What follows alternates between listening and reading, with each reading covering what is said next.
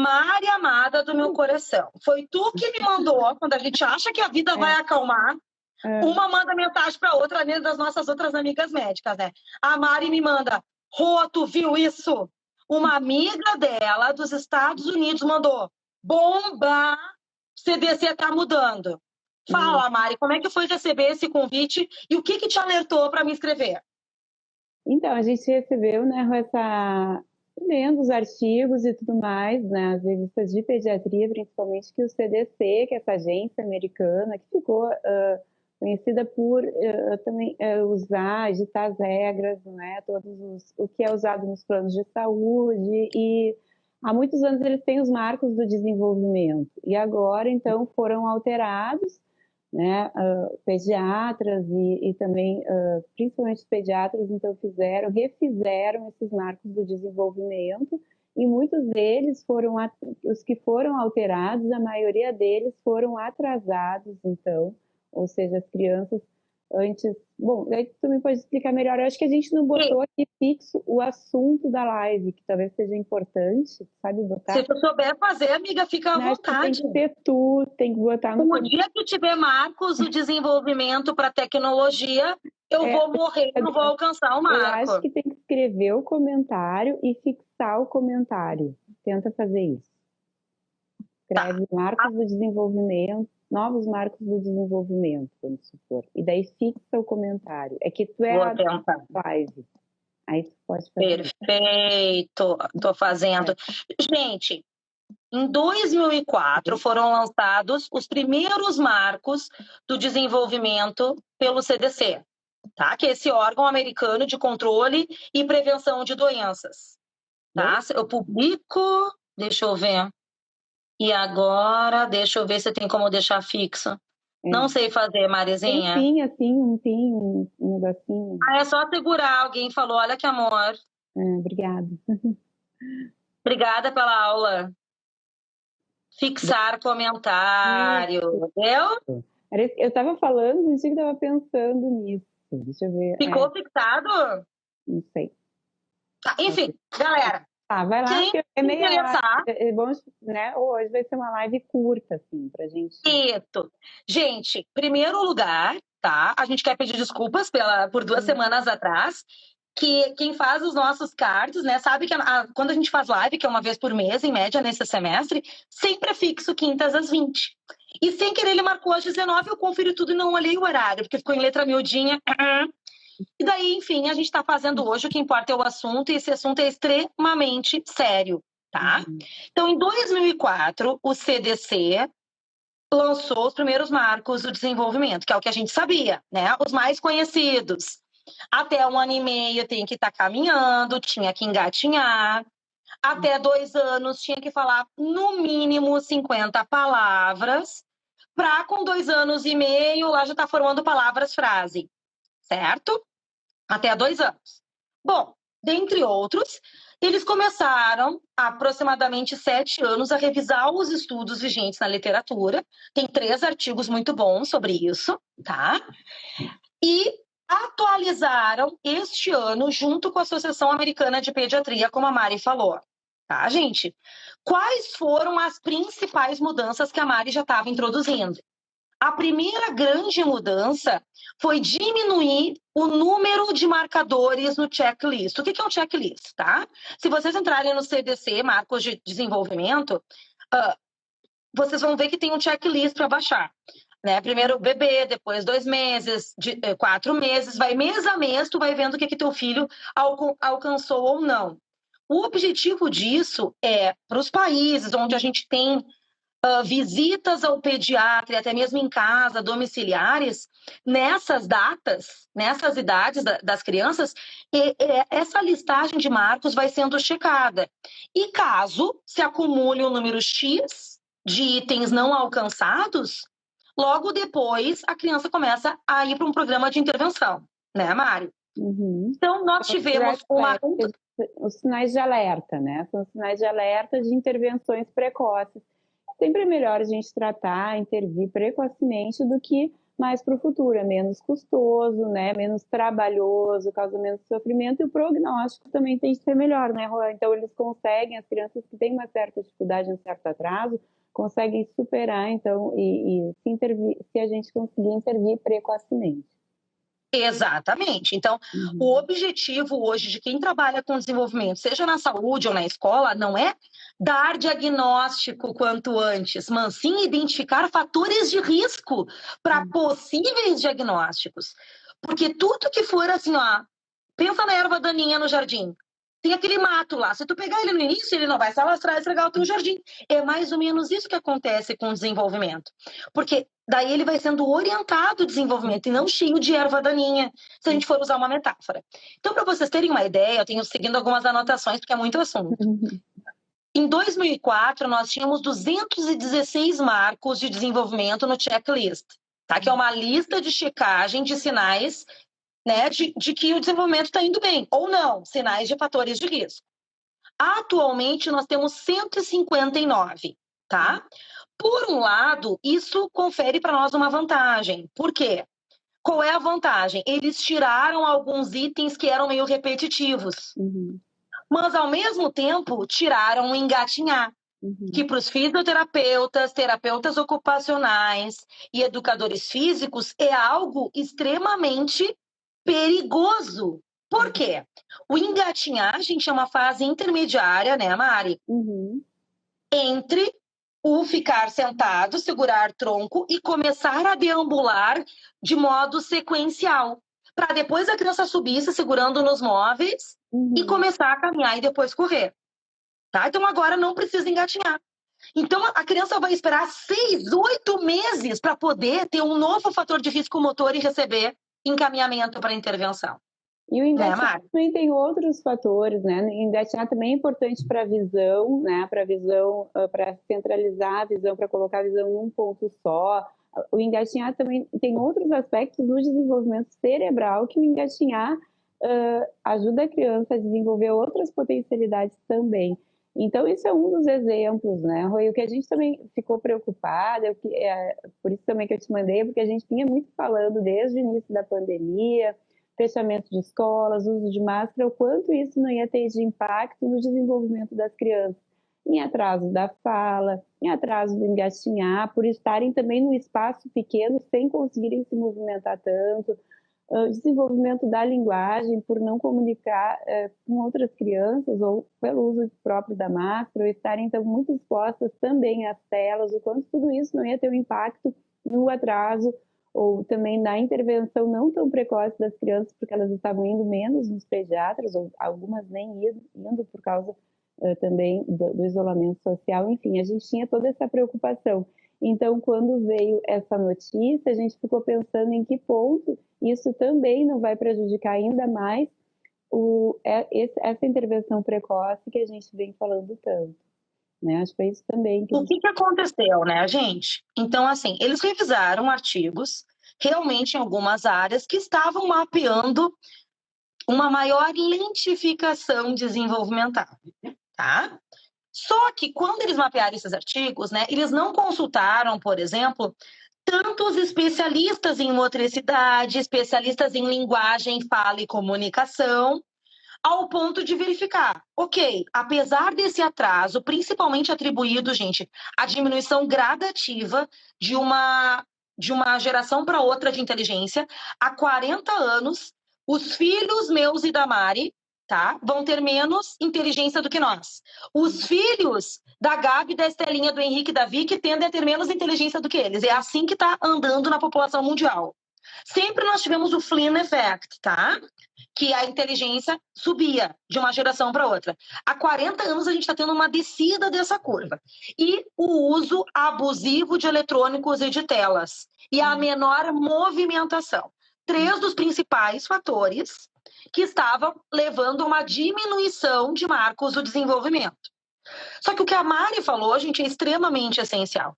Se uniu a isso 2 anos de atraso provocados pelo ambiente.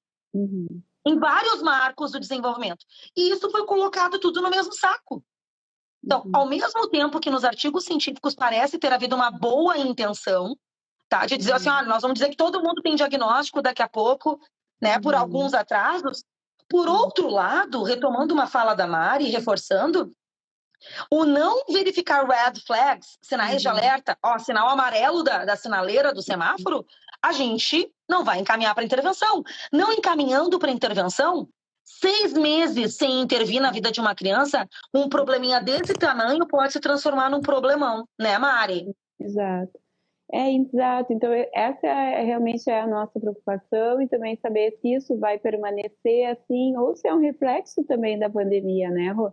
Se isso realmente vem acontecendo, e ok, então não vamos, como se diz, dizer que todo mundo está com atraso, isso é uma nova média, ou se isso é um reflexo desses 2 anos das crianças estarem expostas a um ambiente muito pequeno, não se movimentando por causa do isolamento, porque estavam muito dentro de casa, não se comunicando com os seus pares ou com os familiares, então também com atraso da fala devido não frequentar as escolas, então uso maior de telas, um imediatismo, então também uma baixa tolerância à frustração, querer tudo para ontem, né? Então não conseguir falar, eu quero apontar, porque já estava ali as coisas muito na mão, enfim. Então, quanto também tem um reflexo de como mudou a rotina das crianças, o jeito que a gente interage com elas, né? A gente também, com os nossos filhos, mudou muito de como a gente fazia antes e depois da pandemia. A gente tem filhos mais velhos, assim, já com 6 anos, mas para quem tem um bebezinho, devem ter criado de um jeito diferente do que a gente fez. Então, o quanto que isso é um reflexo do que está acontecendo agora e deve permanecer, ou seja, baixando a régua a longo prazo, ou se deve ser feito, bom, isso é um reflexo da pandemia, então vamos usar isso por um curto período e depois a gente volta a revisar e ver se isso deve permanecer ou não. Gente, o que eu já digo, né, é o antigo provérbio, é melhor prevenir do que remediar. O CDC, gente, utiliza 4 domínios, tá? Assim como a Associação Americana de Pediatria, para marcos do desenvolvimento: o socioemocional, o de linguagem e fala, o de cognição / intelectual, né, memória, atenção, funções executivas, e o motor. Mari, esses 4 nichos te chamam a atenção nos nossos artigos revisados de efeito da pandemia? Todos esses 4 eixos reduziram para o subsolo do fundo do poço. Tá? Todos, exato. Todos eles, então, né? Por tudo isso que a gente vinha falando. Então, assim, agora os jornalistas me procuram. Né? O próprio estresse dos pais, a própria preocupação dos pais também mudou o jeito de interagir com as crianças. Mas fala, Rô. Então, gente, assim, agora os jornalistas nos procuram, né, para dizer, o que fazer, né? Porque os professores estão se queixando que as crianças estão muito inquietas, os adolescentes estão muito inquietos, eles desaprenderam a ler e escrever, não conseguem mais ficar sentados por 4 horas como ficavam antes, não entendem as regras da escola como um dia entenderam. Foram 2 anos, gente, que na proporção da vida de uma criança e de um adolescente é uma fatia muito importante da vida. Para mim, foram 2 anos de 43. Já foi impactante? Né, Mari? Imagina para Estelinha, para Gabi, com 6, para Vicky, com 7. 2 anos, gente, é 1/3, é 1/4 da vida. Tá? É muita mudança no cérebro delas, né? Se a gente pensar que é um jeito que elas ficaram interagindo através das telas por 2 anos, o jeito que elas ficaram com medo de sair de casa por 2 anos, tudo isso realmente teve um impacto muito grande. Para os pais também, muitos, eu recebo, eles estão cansados, ou dizendo que nunca foi tão difícil de lidar com as crianças, de fazer a adaptação escolar, de fazer exatamente isso, de voltar para essa rotina de fazer dever de casa, de prestar atenção por um longo período de tempo no professor, de ter a volta dessa disciplina, de ter horário, de ter regras, de ter realmente a rotina. De uma rotina fora de casa, com mais esforço cognitivo, Mari. Porque jogar videogame, gente, entrar em redes sociais requer cognição. Mas não é aquele mesmo esforço de tu entrar numa tarefa que não é tão motivadora para ti, que não te dá um prazer imediato, postergar aquela recompensa e aprender uma nova coisa, consolidar de acordo com regras da escola. Mari, tu sabia que 1/3 dos novos marcos do desenvolvimento, tá? Foram atrasados? Em pelo menos 6 meses. Isso quer dizer que, oficialmente, agora, a gente pode estar, sem querer, reforçando uma frase que foi muito nociva, que tem sido muito nociva. Cada criança tem seu tempo. Tem seu tempo dentro de um prazo de validade, gente, dentro de um intervalo. Porque depois, para buscar esse atraso, fica mais difícil, né, Mari? O que também foi muito usado na pandemia é aquilo que depois a gente recupera, isso se recupera depois, isso se recupera depois. Quando vai chegar esse depois, né, Rô? Porque o que a gente está vendo é que, na verdade, foi tudo atrasado, assim como os marcos do desenvolvimento, a gente vê que nas escolas os professores, não estou dizendo que isso está errado,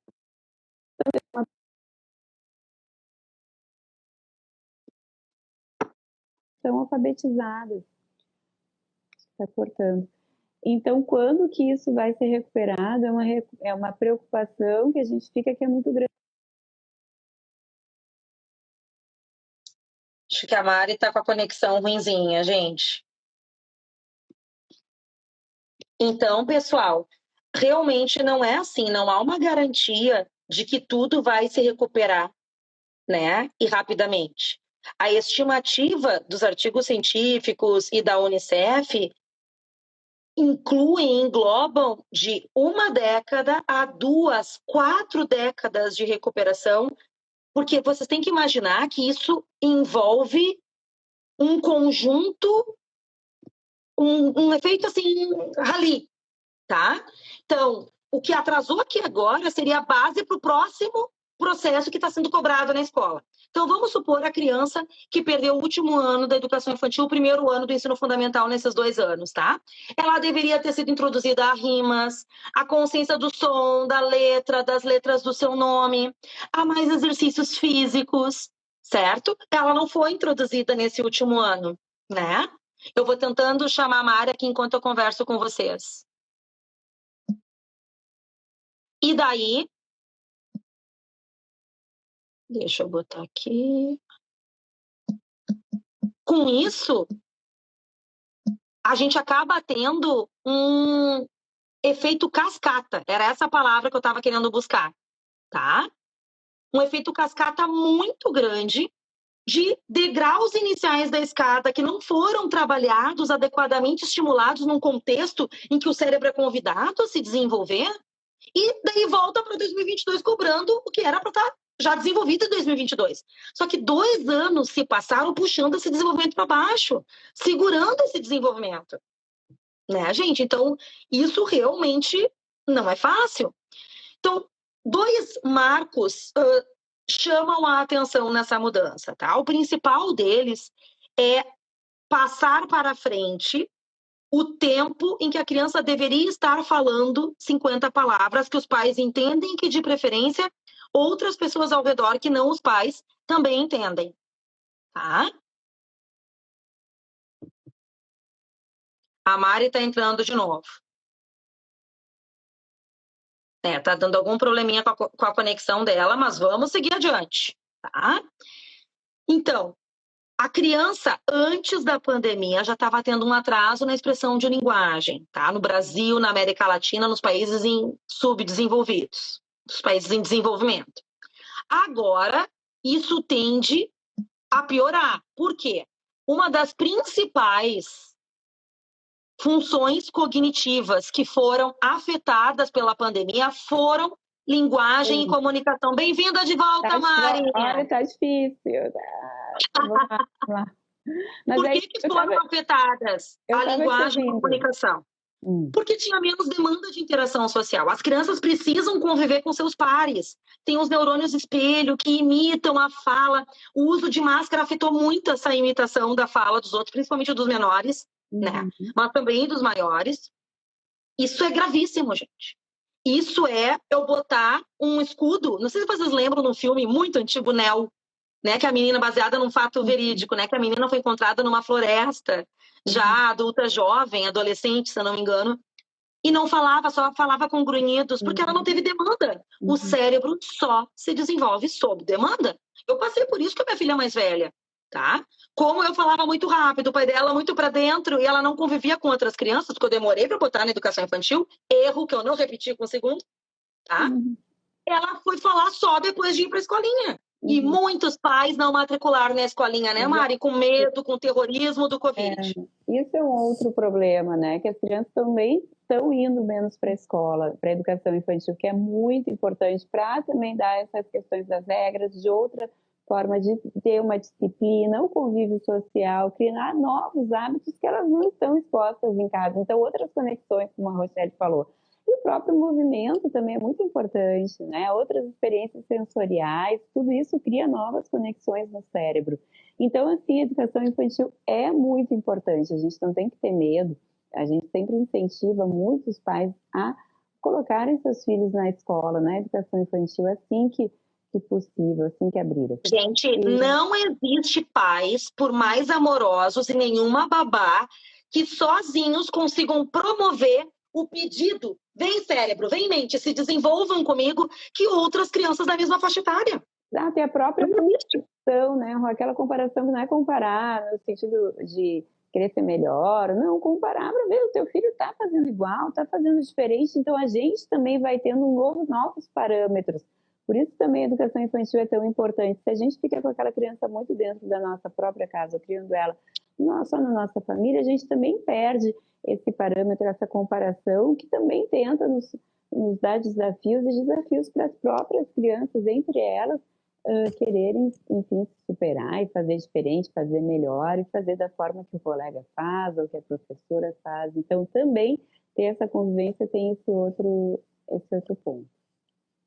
Exatamente, gente. Então, pensem, tá? Até 2 anos antes, no antigo Marcos do Desenvolvimento do CDC, a criança tinha que estar falando 50 palavras. Agora está autorizado, por essa nova publicação de 2022, que as crianças adquiram 50 palavras só com 2 anos e meio. Daí tem uma contradição no CDC, né? Porque nessa mesma época eles esperam que as crianças juntem e formem palavras-frase. O que é palavra-frase? Mamãe, tomé. Mamãe, eu quero comer. Eu só falo 2 palavrinhas porque eu ainda não tenho desenvolvimento sintático das frases suficiente. Só que para eu formar 2 palavrinhas com 2 anos, eu preciso ter no mínimo 50. Para eu formar palavras-frase, eu preciso ter no mínimo 50 palavras. Tá? Esse é um marco fonoaudiológico muito claro na literatura que não mudou. Então, a ASHA, né, que é a Associação Internacional de Fonoaudiologia, já fez uma declaração pública questionando como assim CDC e a Associação Americana de Pediatria mudam os marcos sem consultarem os profissionais que trabalham com linguagem, comunicação e fala. Né? Então, eu acho que faltou um banco de experts em cada um desses nichos. Inclusive, minha amiga querida, o eixo socioemocional e cognitivo deveria ter incluído psiquiatras da infância e da adolescência, neurologistas infantis e neuropsicólogos. E psicólogos do desenvolvimento. Para poder verificar o que se espera. O que acontece, gente, né? As nossas amigas ali do lugar de criança na escola, né, do núcleo pedagógico, sempre nos relatam o quanto que estão chegando crianças com suspeita de autismo. Professores relatando, meu Deus, que linguagem defasada, que falta de comunicação engajada, compartilhando uma mensagem com outras crianças. Será que é autismo ou será que é efeito da pandemia? A gente está tendo mais simulação de características autísticas pela pandemia, ou até uma potencialização de características autísticas que já apareceriam, mas que a pandemia antecipou. Até a live que vocês fizeram sobre autismo foi ótima, né, Rua? Então, quanto é muito importante a avaliação neuropsicológica que vocês fazem para nos dar, como se diz, parâmetros, a gente na clínica também, ou a própria escola, nos dizer como é que é essa criança na escola, em outros ambientes. Então, tudo isso que está falando nos dá, como se diz, elementos para a gente fechar um diagnóstico. Isso é muito importante. A tua live foi muito esclarecedora que vocês fizeram. Foi quando aquela live? Obrigada, Nica. Bem perdida. Foi da Sociedade Brasileira de Neuropsicologia, na segunda. Então, nós estamos no mês. Está gravada na Sociedade Brasileira de Neuropsicologia. Tá? Vou tentar, enquanto eu falo aqui, escrever. A SBNP. Foi muito boa. Gente, então, assim, atrasar o número de palavras, tá, que as crianças devem estar falando aos 2 anos, e o grau de compartilhamento de habilidades sociais. Então, assim, ó, por exemplo, com 6 meses, 4, 6 meses, a criança já sorri querendo agradar os outros. O bebezinho já tem que sorrir em troca de manipular o comportamento. tá? O bebê com 2 meses de idade já tem que estar se acalmando com a chegada de quem cuida dele. Então, bebês que choram demais ou que choram de menos, tanto faz seu pai ou ser um desconhecido que está chegando ali, é um red flag, é um sinal de alerta para autismo, tá? E isso mudou, tudo isso foi afetado no CDC novo. 1/3 de todos os marcos do desenvolvimento foram atrasados em pelo menos 6 meses, tá? E além disso, antes eles esperavam, foi isso que mudou, Mari, na interpretação que eles fizeram dos estudos publicados até então, que não pegaram estudos suficientes dos efeitos da pandemia, tá? Então, antes tinha que ter 50 crianças, tá? Atingindo aquele marco para ser considerado normal. Agora tem que ter 75. Ou seja, antes 50% das crianças com fator de risco, com suspeita de que poderiam desenvolver alguma coisa que já estavam desenvolvendo, recebiam ajuda. Agora só 25 que tiverem piores sinais, piores características, de maior atraso em um ou mais desses 4 nichos de desenvolvimento é que vão receber ajuda. Isso falando dos Estados Unidos, né, galera? Exato, tá? Exato. No Brasil, it's another thing, né? Usando o inglês deles. É uma coisa totalmente diferente. A gente já recebia menos ajuda, né, Mari? Sim, aqui tem uma pergunta para ti, Rô, vou ler. Rochelle, uma criança, como é que é? De 6 anos, consegue ler, com suspeita de autismo. A avaliação neuropsicológica é importante para auxiliar o diagnóstico. A partir de quantos anos, Rô? Então, assim, formulando a pergunta, a partir de quantos anos vocês fazem, é possível fazer a testagem neuropsicológica? A partir de 4 meses já há inventários com normas para o Brasil. Tem o IDAD que pode ser utilizado. Testes de desempenho a partir de 2 anos e meio. Antes disso, um bom neuropsicólogo com uma formação em desenvolvimento infantil consegue visualizar, observar, né, na conversa com a família, em vídeos das crianças antes da idade da avaliação e em sessões com a criança, já consegue verificar esses red flags. Só que o que a gente usa, né, Mari? Os marcos do desenvolvimento, e aí está o risco do CDT. Isso vai fazer com que os convênios cubram menos intervenções, que o SUS de todos os países cubra menos intervenções. Isso é muito sério, muito sério. Eu me questiono, tá? Se não há um interesse econômico por aí bem grande. Né, Mari? Sim, que é muito fácil agora que o atraso está generalizado não oferecer ajuda. Sim, porque muitas crianças, e isso a gente volta então para o ponto da pandemia, porque na pandemia, né, gente, muitas crianças ficaram atrasadas, né? Muitas crianças ficaram necessitando, trocando então de palavra, intervenção precoce. Então é claro que aumentou a demanda, a gente que em fonoaudiólogas, em terapeutas ocupacionais, em educadores físicos, enfim, todas essas pessoas que trabalham com intervenção precoce tiveram um aumento, né, de mais trabalho, enfim, porque as crianças estão apresentando mais atraso, maiores dificuldades. Então, até que ponto, isso que a Rô está querendo dizer, isso não tem a ver, então, com questões econômicas, enfim, com outros interesses. Então, assim, ó, antes uma criança estava um desvio padrão um pouquinho abaixo do esperado, ela já recebia ajuda no intuito de não vamos deixar esse mal crescer, vamos cortar o mal pela raiz. O que é o mal? O atraso, tá? Se tu intervém precocemente, que nem a Mari estava falando no início da live, tu oferece maior potencial que a criança use os recursos que ela tem para atrasar esse prejuízo, tá? Ou para diminuir, reduzir danos desse prejuízo. Agora, só os 25% nos Estados Unidos das crianças com prejuízo maior é que vão receber ajuda. Então, a gente está tendo crianças recebendo ajuda quando já estão alcançando lá 2 desvios padrão. O dobro de dificuldade para poder receber ajuda. Tá, gente? Isso é muito sério. Isso é muito sério. O nosso medo aqui no Brasil é que aquela coisa, não fala com 2 anos, tudo bem. O que eu recomendo, gente? Bota na escolinha. Bota na escolinha, ou bota no máximo de grupos sociais diferentes para interagir, para que a criança tenha uma demanda. Espere no máximo 2 meses. Se a linguagem não evoluir, avaliação fonoaudiológica. Avaliação psicológica, porque pode ser que os pais estejam super protegendo, né, Mari? A gente acaba falando pela criança. Também essas questões socioemocionais, o quanto isso da adaptação escolar, do conseguir se relacionar com outras pessoas, questões fóbicas, até mesmo o uso da máscara, a gente sempre trouxe muito isso nas nossas lives, quanto o próprio uso da máscara estava sendo usado como um recurso, assim, para timidez, né, para não desenvolver certas habilidades que a criança tem que estar exposta para superar os seus medos, os desafios, como a gente estava falando na questão da comparação, para ela querer vencer a timidez, para ela querer vencer a timidez de fazer uma pergunta na sala de aula, se relacionar com o colega. Então, até que ponto tudo isso também não interfere, né? A adaptação escolar está sendo mais difícil do que em outros anos, tudo isso também tem relação com a pandemia. Essas questões socioemocionais, como a Rô falou, principalmente tiveram alterações nesses marcos do CDC, também é um impacto, é um efeito de tudo isso que a gente viu. Então, eu quero só falar mais uma coisinha importante, Mari, que acaba sendo assim fundamental, né, gente? O quanto que atrasar a linguagem e a comunicação, quanto que a criança tem que ter de linguagem, de habilidades comunicativas, né?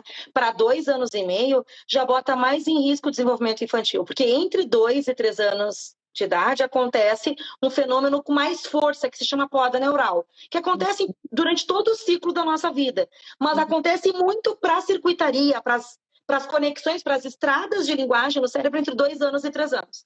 Então, bem 2 anos e meio, quando eu vou começar a me antenar, até procurar profissional, a criança já fez 3 anos. Daí, quando fizer 3 anos, o cérebro já, sim, vamos cortar, vamos fechar. Passou um período muito crítico, né? Eu acho que Exatamente, Mari. Tem períodos críticos no desenvolvimento, e esse é um deles. Então, é claro, isso, e como você estava falando, o que a gente mais ouviu na pandemia foi isso, depois recupera e a gente fica muito preocupado quando isso vai recuperar, porque a gente sabe que o cérebro não espera, a gente tem a natureza, é muito sábia, e essa é a nossa preocupação. Então, acho que foi por isso que a gente quis dividir e trazer essas novas questões aqui para quem nos acompanha, enfim, e dividir com vocês. Tem mais uma pergunta ali. Rô e Mari, eu acho que há outros pontos pós-pandemia que devemos considerar como talvez benéfico esse novo marco. Eu entendo, Mo, a Mônica Miranda é uma das mais importantes pesquisadoras na América Latina de primeira infância, tá? A Mônica conduz, né, com uma equipe, o projeto pela primeira infância. Então, assim, Mo, eu concordo contigo que tem um lado muito benéfico, tá? De um atraso que já estava antes da pandemia, né, sendo retratado em estudos, e também de uma especificação de alguns sinais, desde bebê, para transtornos do neurodesenvolvimento, como os de autismo, né? Principalmente o do sorriso, o de compartilhar a atenção, que ficaram mais claros, uma revisão da linguagem, né? Mas me preocupa que no Brasil, Mônica, em vários lugares onde a intervenção custa muito caro, isso vai potencializar, vai trazer mais danos do que benefícios, porque vai potencializar aquela espera. Então, ok, dá para esperar, porque agora já está todo mundo mais atrasado mesmo. É meu único receio. De uma forma acalmar os pais, né? Porque os pais, quando veem que está dentro de uma média, eles também não procuram com tanta preocupação, enfim, com tanta... naquele período. Então, também, enquanto isso vai estar sendo benéfico. A Mônica nem sabe, mas já tem data para a live dela conosco para falar sobre as intervenções que têm sido feitas, porque agora é ação, né, gente? Falamos que tinha que abrir escolas desde setembro de 2020. Brasil inteiro ouviu. Só que a gente estava cometendo infanticídio, né? Depois pedimos para tirar as máscaras, também era infanticídio, as crianças tudo iam morrer. 0,02% só morrer, a maioria com comorbidade. Triste, horrível, sim. Mas traumatismo crânioencefálico, AVC, dengue pode matar tanto ou mais quanto o Covid. E não se fez o que se fez de crime com as crianças sem elas serem estimuladas adequadamente. Enfim, a Mônica vai ser chamada para falar um pouquinho para a gente sobre o projeto pela primeira infância, o que os pais, os educadores podem fazer em julho. A gente já está com o cronograma feitinho. Agora ela não vai poder recusar, né, Mari? Agora aqui é ao vivo. Rosinha, tem que ir, querida. Adorei conversar. Certo, meus amores. Então, vamos finalizar a nossa live, gente, tá? Mensagem positiva. Ao longo desses próximos meses, nós vamos publicar ações, sugestões de livros, de aplicativos, de sites onde buscar ajuda, né? Sempre no intuito de, ok, não dá para chorar mais sobre leite derramado, já fizeram o que fizeram com as crianças, agora a gente tem que se unir para diminuir danos, tá? Então, a mensagem positiva é socializar, brincar, exercício físico, levar para a escola, porque a escola muda cérebro, sim, e ler com a criança conversando com ela em casa. 6. Não dá para comprar 6 batalhas, compra 1, 2, 3, quanto mais melhor. Certo? Isso aí, e tentar se informar, né? Conversar, comparar não é ruim, como vocês falaram na outra live. Então, ter parâmetros, não só seguir as diretrizes, mas ver, por isso também a importância da escola e da gente tentar aqui levar essas informações, tentar tirar dúvidas, tentar esclarecer, tentar levantar essas questões com quem nos acompanha, que é da área, que é da fono, que é da psicologia, enfim, para a gente também ter e dividir o conhecimento, mas também dividir as dúvidas. Acho que foi esse o intuito da gente conversar aqui, né, Rô? Então, exatamente, gente, mudaram os marcos de desenvolvimento, ok, mas vamos intervir antes de chegar a uma dificuldade maior, mesmo com essa mudança. Então, um grande abraço para todo mundo, boa noite. Obrigada, Mari, por mais essa, apesar do nosso cansaço e agenda lotada. E viva as mães reais que ainda conseguem fazer lives de 35 minutos. Uau, beijo, caindo e voltando. Tchau, gente. Tchauzinho.